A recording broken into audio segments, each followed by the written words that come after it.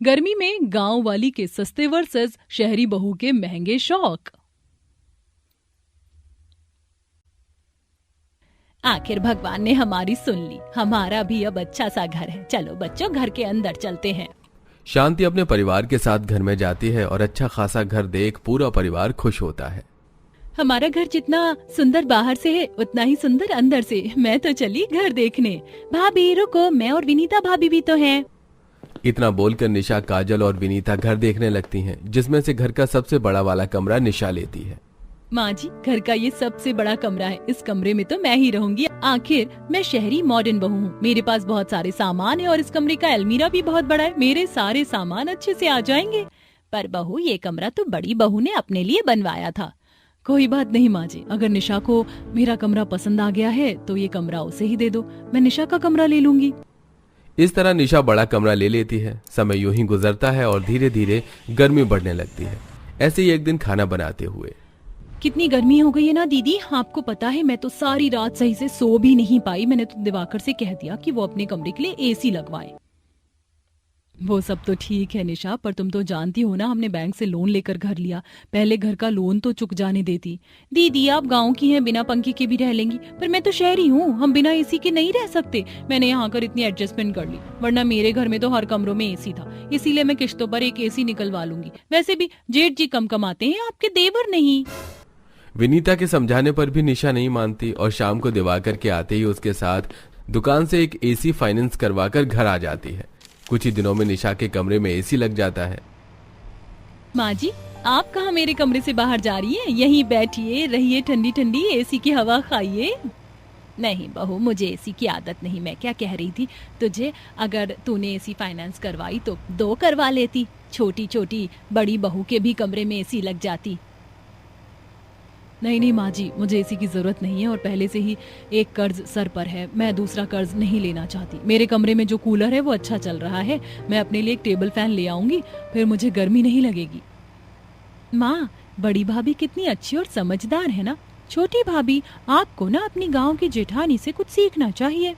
इसे समझदार नहीं, बेवकूफ कहा जाता है। अगर हम यही सोचते रहे कि पैसा होगा तब लेंगे, तो कभी कुछ नहीं कर पाएंगे। और आप लोग जिस घर में इतने ऐशो आराम से रह रहे हैं, ये भी मेरी बदौलत हुआ है, वरना आप लोग तो आज भी उस कच्चे मकान में रहते। निशा की ऐसी बातें सुनकर सभी को काफी बुरा लगता है और वो लोग वहां से चले जाते हैं।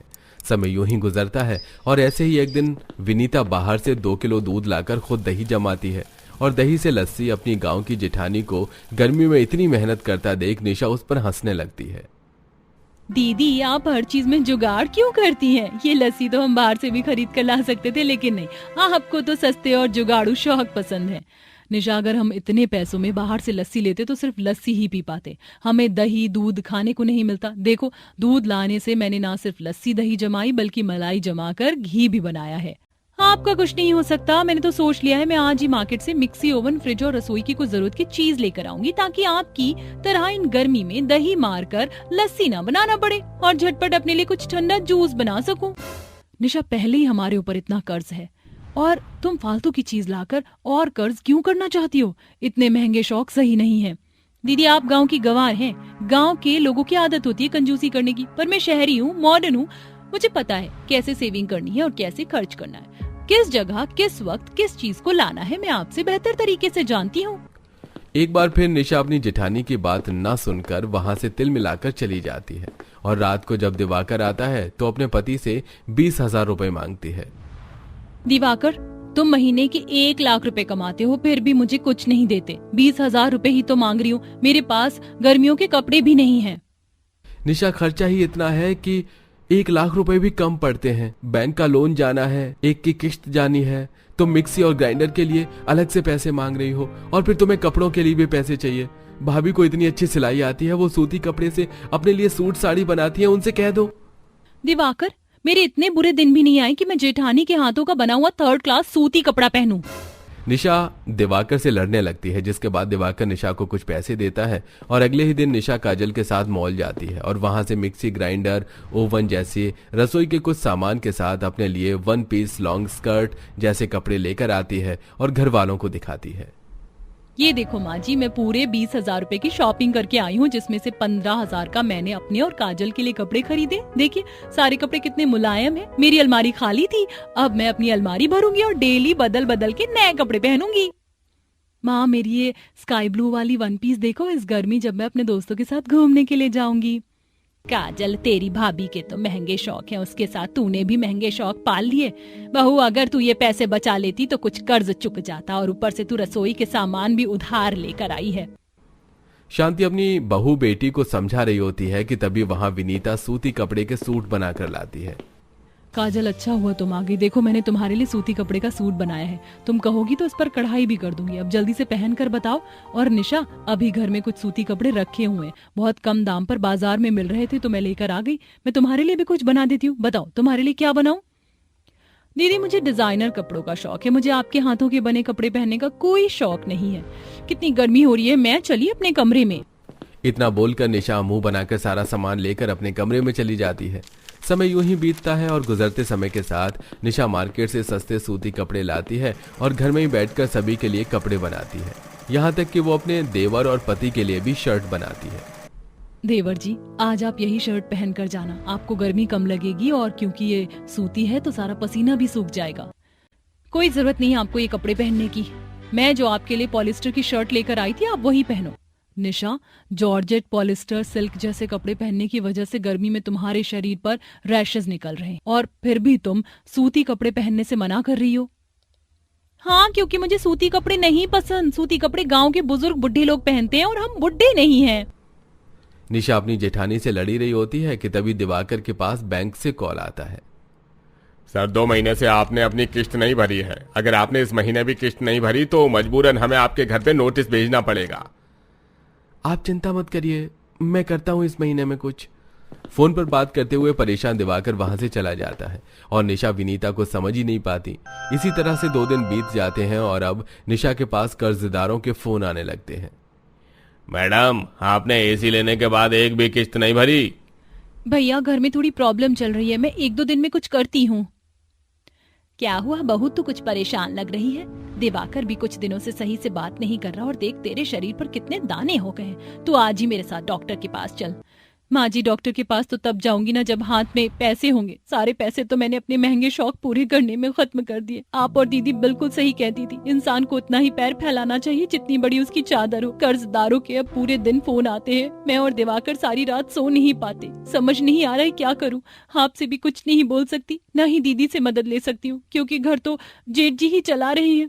निशा, ऐसा क्यों बोलती हो? हम एक परिवार हैं और तुमने अकेले नहीं, हम सबने मिलकर लिया है। माँ जी, मेरे पास 1 लाख रुपए हैं। अब तो हमें गांव में रहना नहीं, सोच रही हूँ गांव में जो छोटा सा खेत है उसे बेचकर ही चुका दूं। इस तरह विनीता अपने सारे पैसे अपनी देवरानी को दे देती है, जिससे वो एसी वाले और बाकी कर्जदारों का कर्ज चुकाती है, तो वहीं खेत बेचकर मिले पैसे शांति बैंक वालों को देती है। साथ ही 6 महीने तक विनीता अपने पति से पैसे लेकर बैंक का लोन चुकाती है। समय यूं ही गुजरता है और पूरा परिवार विनीता के साथ थोड़ी सी कंजूसी करके सारे कर्ज चुका देता है, और उसके बाद वो लोग धीरे धीरे अपने शौक पूरे करते हैं। साथ ही इन 1 साल में निशा की सोच भी बदल जाती है।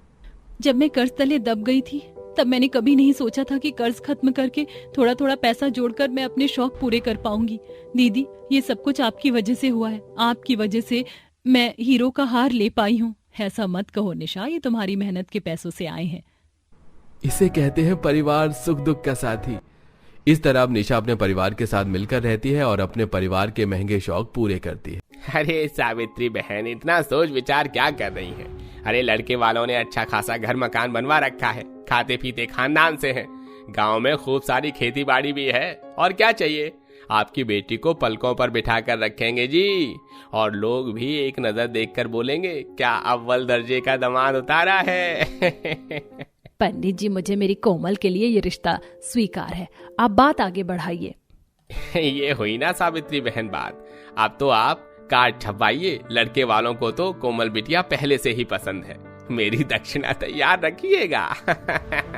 जल्दी द्वार पर लड़के वालों संग बारात लेकर आता हूँ। आपके मुंह में भी घी शक्कर। पंडित जी नमस्कार। थोड़े दिनों में दोनों परिवार में शादी की तैयारी शुरू होती है और बड़े धूमधाम से विशाल कोमल की शादी होती है और विदाई होकर वो ससुराल में आती है। पर क्या होगा बेचारी बहू का जब उसके आगे बैंगन खाने वाला ससुराल का भांडा फूटेगा। अरे शशिकला जी, जल्दी से आइए भाई, बहू आ गई है। अजी आ गई। शशिकला नई नवेली बहू का स्वागत करवाती है। आओ छोटी बहू, इस नए परिवार में तुम्हारा खूब स्वागत है। आइए प्यारी भाभी जी, मैं आपका सबसे परिचय करवाती हूँ। मैं हूँ बबीता, आपकी जेठानी। ये निशा, पूजा है हमारी ननद, ये छोटे देवर, ये मेरे बच्चे हैं मिश्री और गोलू। हेलो नई चाची। मम्मी आप क्या हमें डेली डेली नई चाची बैंगन की डिश खिलाएंगी? मैं तो मेरे फेवरेट बैंगन का भरता खाऊंगा। और मैं तो अपने लिए चाची से टेस्टी टेस्टी बैंगन का टीका बनवाकर तुझे चिढ़ा कर खाऊंगी। तभी दोनों बच्चों की बात काटते हुए शशिकला, चलो बच्चों, जाकर आराम करो। विशाल बेटा, तू भी दुल्हन को ले जा, थकान चढ़ गई होगी। अगले दिन कोमल नहाकर कमरे में रेडी हो रही होती है, तभी छोटी ननद पूजा आती है। नहीं भाभी, आपको माँ ने किचन में बुलाया है, आ जाइए। तुम चलो, मैं आई पूजा। बहू जैसे रसोड़े में आती है जहां बैंगन का बाजार लगा पड़ा था। भैंस की आंख, ये बावर्ची खाना है या बैंगन का खेत? कहीं मैं खुली आंखों से ख्वाब तो नहीं देख रही? इतनी पन्नी बैंगन का क्या ये लोग अचार डालेंगे? क्या बात है कोमल, रसोड़े में पैर रखते तुम्हारे चेहरे की रंगत क्यों उतर गई?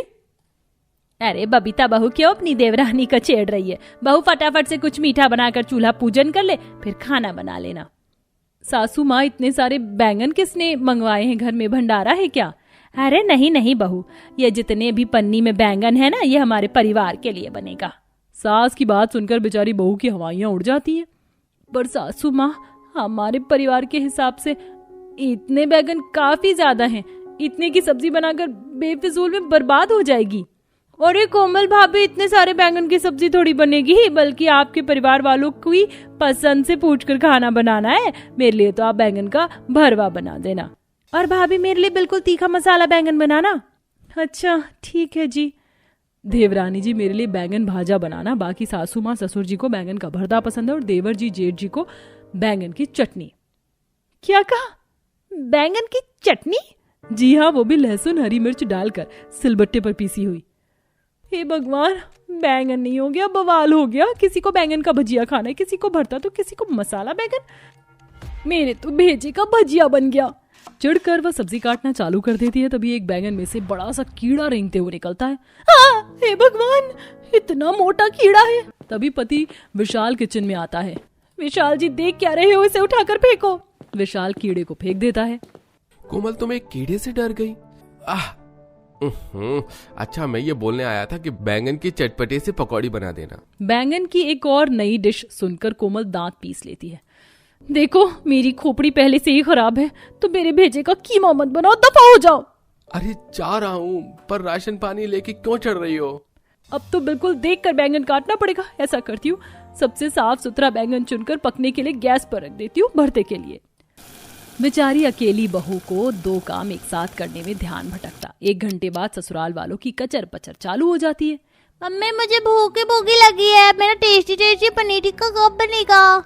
सच में, अब तो भूख के मारे मेरे भी पेट में चूहे खलबली मचा रहे हैं। अरे बहू, तुझे अभी तक बैंगन के व्यंजन नहीं बने, बीरबल की खिचड़ी बना रही है क्या? बस सब तैयार है माँ जी, निशा पूजा को परोसवाने के लिए भेज दो। तभी दोनों काम चोर नंदे ऑर्डर झाड़ती हैं। अरे भाभी, अब आपने बनाया है तो परोस कर भी खिला दो। हाँ, मैं तो हलवाई लग रही हूँ। पसीने पसीने होकर बहू सबको बैंगन परोसती है। तभी देवर अंकित, अरे वाह, तरी वाला बैंगन देखने में कितना टेस्टी लग रहा है, टूट पड़ो सब लोग। बैंगन खाने वाला चटोरा ससुराल दम भर के बैंगन के पकौड़े, सब्जी, भरता सब कुछ सफा चट करके लंबी डकार मारता है। अरे भाई, ये किसकी भैंसिया खूंटे से खुल गई है, बांधो ले जाकर। अजी, तुम गलत समझ रहे हो, मैंने डकार मारी थी। वैसे बहू, बैंगन का भरता क्या तीखा चटपटा बनाया था, और चटनी ने आम का अचार फेल कर दिया, फर्स्ट क्लास बनी थी। धन्यवाद सासू माँ। देवरानी जी, अब तो डेली दोनों टाइम हम तुम्हारे हाथों के बने बैंगन खाएंगे। हाँ, कमर कस लो अब। ये सुनकर बहू आलू बुखारा जैसी शक्ल बना लेती है। गई भैंस पानी में। ये इन भूखे नंगे ससुराल वालों को स्वादिष्ट बैंगन खिलाकर मैंने अपने ही पैर पर कहीं कुल्हाड़ी मार ली। बेचारी बहू के ससुराल वालों को तरह तरह के बैंगन की वैरायटी बनाकर खिलाना रोजाना का सिलसिला बन जाता है। रात में, चलो बढ़िया है, आज डिनर में लास्ट बार ये बैंगन बनाना पड़ रहा है, इसके बाद तो बैंगन खत्म कर नाश्ते में चाप की चटपटी सब्जी बनाऊंगी। ये बैंगन खाकर मैं तो पक चुकी हूँ। बेचारी बहू ख्याली पुलाव पका रही होती है, तभी देवर ससुर इस बार पूरी 1 बोरी बैंगन मंडी से उठा ले आते हैं। अरे अंकित, अच्छे से हाथ लगवा। आह हाय, कमर अकड़ गई ससुर। बहू, इन बैंगन में हवा लगवा दे। पापा जी, आप इतने सारे बैंगन किस लिए खरीद के ले आए हैं? गर्मी का मौसम है, खराब हो जाएगा। अरे बहू, ये चूचू बैंगन 1 बोरी सस्ते दाम में पड़ गया तो ले लिया।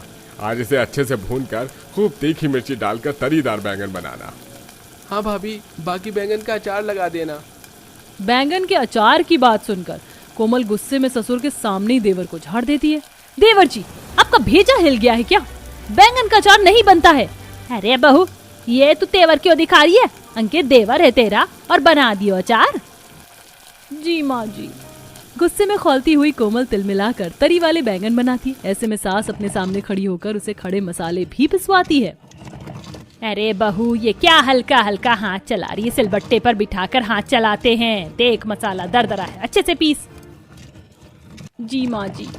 इतने सारे मिर्च मसाला पिसते बेचारी कोमल का हाथ बिल्कुल लाल पड़ जाता है और वो रोते हुए बैंगन बनाकर परोसती है। ऐसे ही समय गुजरता है। कभी कभी सब्जी काटते काटते बैंगन में कीड़े निकलने के चलते वह बनाने के बाद खाना भी नहीं खाती। उसकी परेशानी विशाल को समझ आती है और वो बातचीत करता है। माँ, माना कि हम सब लोग बैंगन खाने के शौकीन हैं, लेकिन हम लोग इस बात पर ध्यान नहीं दे पाए कि कोमल को बैंगन की सब्जी कुछ खास पसंद नहीं है। वो खाना भी ठीक ढंग से नहीं खाती है और काफी कमजोर भी हो गई है। तभी रसोई में से कुछ धड़ाम से गिरने की आवाज आती है और जब सब जाकर देखते हैं कि बहू का हाथ सब्जी से जल गया था। बहू, तेरा ध्यान कहाँ था? देख कितना हाथ जला लिया। तुझे बैंगन की सब्जी नहीं भाती तो तू हमें मुंह खोल कर कह देती ना। कोई जबरदस्ती थोड़ी है कि जो हमें पसंद है वो तू भी खाए। चलो, अब से बैंगन बनना बंद, ठीक है? ये सुनकर कोमल की आंखों से खुशी के आंसू बहने लगते हैं। क्या सचमुच सासू माँ बैंगन नहीं बनेगा? मुझसे रोज रोज बैंगन नहीं खाया जाता, आपको पता है।